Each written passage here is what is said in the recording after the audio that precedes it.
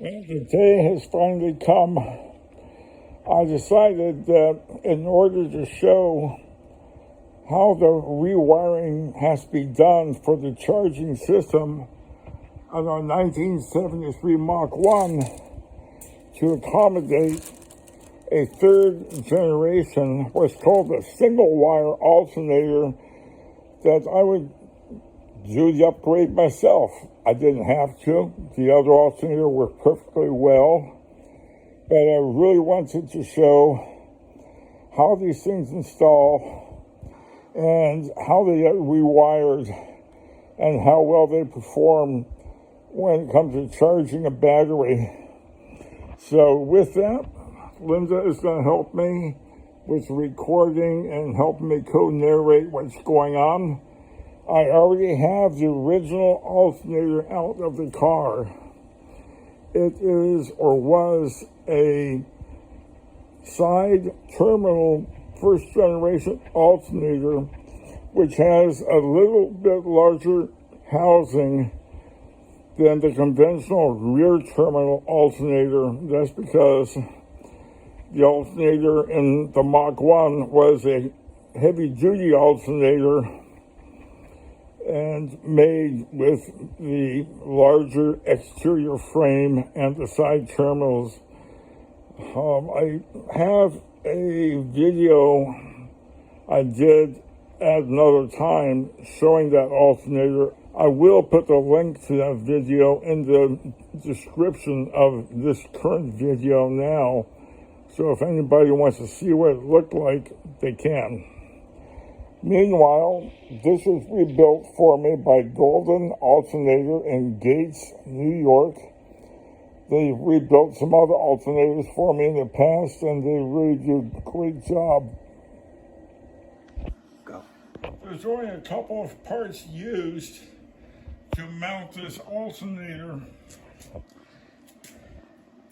At the top, we have a bolt that's used on what's called a pivot boss, where the top of mounting ear of the alternator is around this bolt and it swings freely. And then on the lower part of the alternator, there's a threaded ear where this bolt goes through an adjusting arm that's mounted to the car already into the threaded boss, and it clamps down and holds the alternator in place. So we can adjust how tight the belt is that goes into the pulley. Now, speaking of pulleys, the third generation alternators typically use a serpentine belt. This engine does not. Its power accessories attached to the engine use what's called a V-belt. So I had to have this rebuilt and equipped with a V-belt pulley instead of a serpentine belt pulley. Now this frame externally is the same diameter with the same distance between the mounting boss and the pivot boss as the old alternator, but back here it's a little bit heavier duty, it's a little bit larger.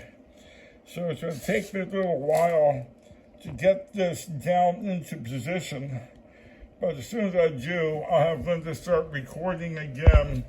But I don't want to bore anybody watching me try to get this thing muscled into place. It's a real pain in the butt. And you can cut. Just a quick mention for the mounting bolt boss. The rebuilder provided me a bolt, which I thought was really nice of him.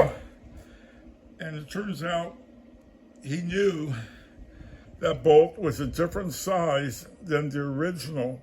The original is a larger diameter and has a different thread pitch. There's no way this would have properly threaded into here without re-tapping that hole, which I did not want to have to do. So, Bill, if you're watching this, thank you. The place where the alternator has to go is down here in what looks like an open area. But if I come up a little higher, you'll see where some of the challenge is. This upper hose is going to be in my way, as well as the battery. Further, I have a new wiring lead that I need to get plugged into the alternator at one end, and at the other end, I need to get crimped into the wiring already in place with the car. The challenge here is this engine is not stock, and the person who did the high performance building on it used what's called an MSD, or multi-spark discharge ignition system, and the electronics ignition module for the MSD system is way over here, and it's beneath that, where I have a voltage regulator that is installed from the factory, and in place of it, I'm going to be installing a special switch. This switch is an adapter switch from PA Performance, and it replaces the voltage regulator and uses the existing socket and wiring of the car where it connects, but I have to take the other wiring and replace some of the car wiring with it to get it to work. So I'm going to have to remove that red brain box and move some of these cables out of the way so I can remove the old voltage regulator so I can put this one in place.